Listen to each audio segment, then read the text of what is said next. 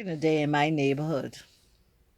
The good thing about this neighborhood is this one fact. All the ladies through here, all the women through here, I won't call them ladies. All the women through here used to not work. They were white and stayed at home women. They never went out to work. One or two went out to work, and when they did work, they work in shops. They worked in shops. But when evening come, they all would sit on their porch and from one house to the next talking. All day just talking all day, all night, sometimes till the late night talking, you know. I never was a person, I love people, but I was never a person who liked to be in company with people who like to talk vain things. That's what I call it, vain things, things that has no substance. So I was kind of like I had plenty friends, but I was still like a loner, meaning that I went a lot of places by myself because I was involved in a lot of activities growing up. A lot of activities. I was leader in Brangies when I was in Sales Primary School. I was a leader in Girls Guides at St. Francis. That's before it was St. Francis and Joseph. That's the St. Francis Church on West Hill Street. They had a guide chapter there. I was the leader in their guide chapter there. I used to go there for years to their guides, girls' guides for years, like 5, 6 years. I used to be leading girls' guides there, even though I did not go to St. Francis Church. I did not go to St. Francis Church, but anytime they had a fair, I used to be present. I was involved, but never was a member of St. Francis Church, you know. And this time, I remember, being home. Everybody door used to be open. We never used to have no crime in the area I lived in. Your door used to be open. You go up the road, you go to the shop, you come back, no one bother your house. Well, they definitely used to stay in my yard. This is what they used to call me. See, because I was black and the only black person lived to the corner, and because my husband was Conky Joe, he married to black, he was considered black among the Conky Joes.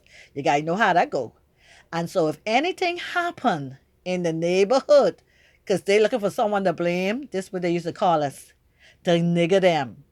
So when you hear one down the road, the drunken one of them white Conky Joe, I ain't gonna call his name, drunken one, when something go down, just him, oh, oh, the nigger them.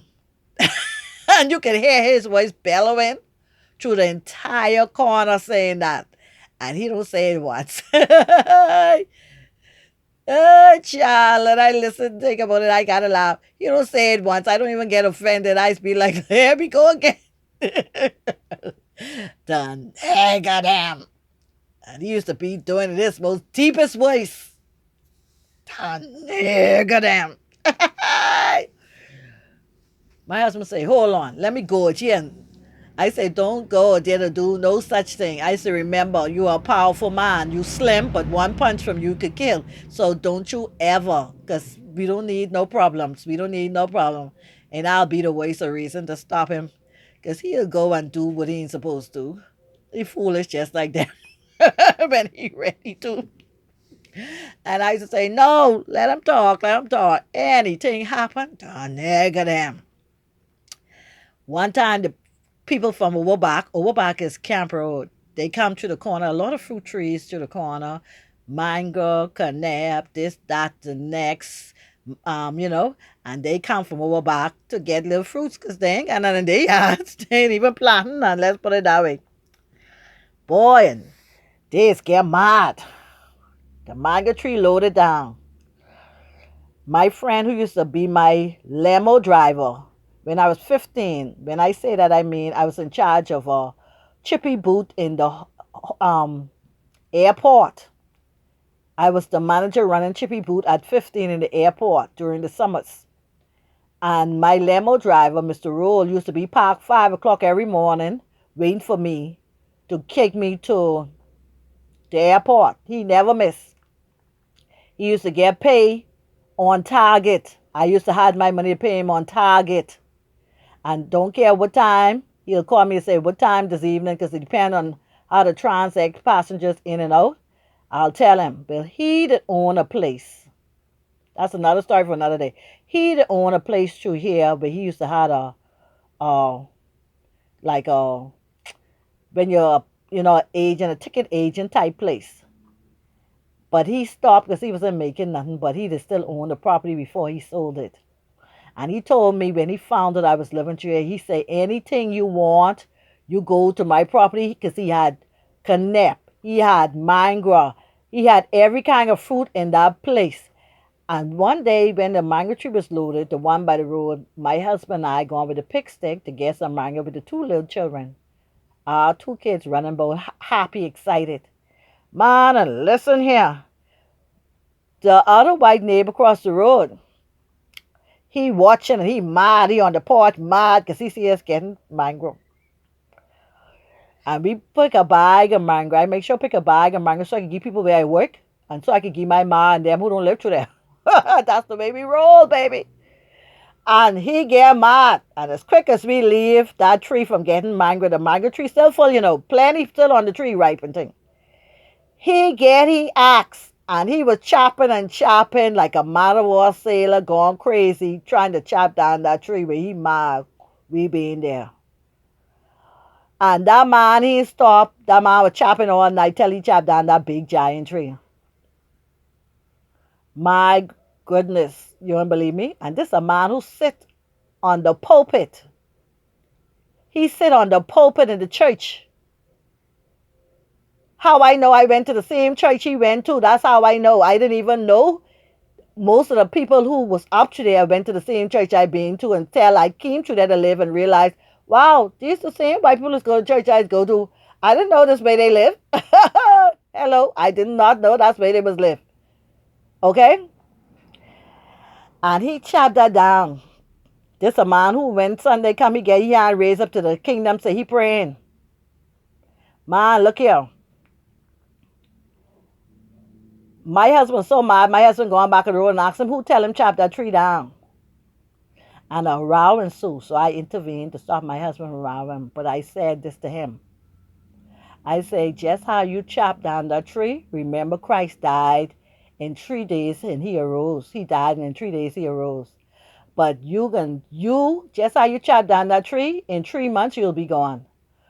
I say that to say this. I didn't realize they say power in the tongue is serious. Would y'all believe in 3 months, I come home one day early.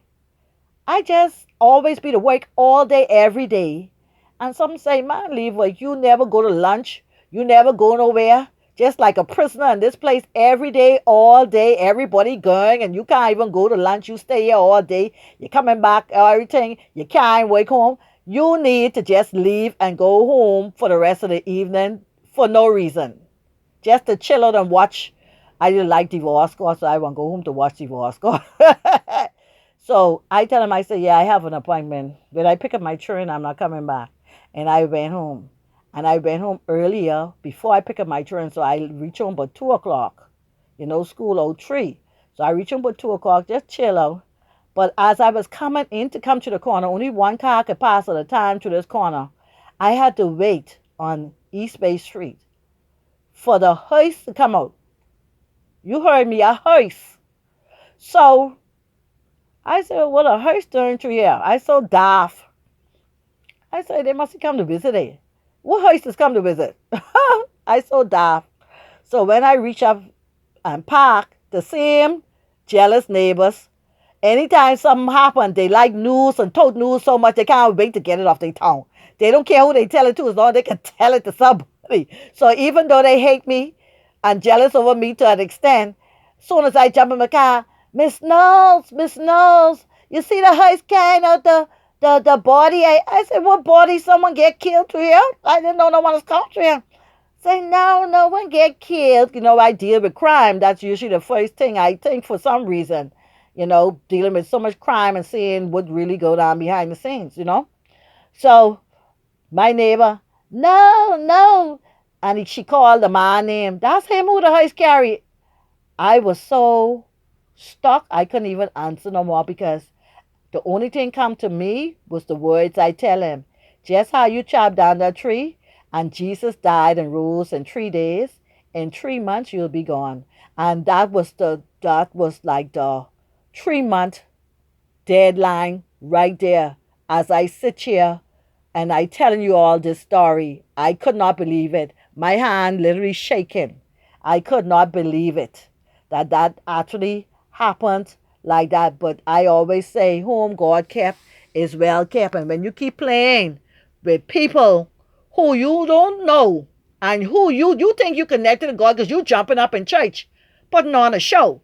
But at the end of the day, it ain't those who, the Pharisee people, they call them, like to do things to be seen. It ain't them who like to do things to be seen, baby, who really connected to God. It's the ones who don't have nothing to say much, who sitting quiet, who watching all this combustion coming up. That's what the old people say, combustion going on.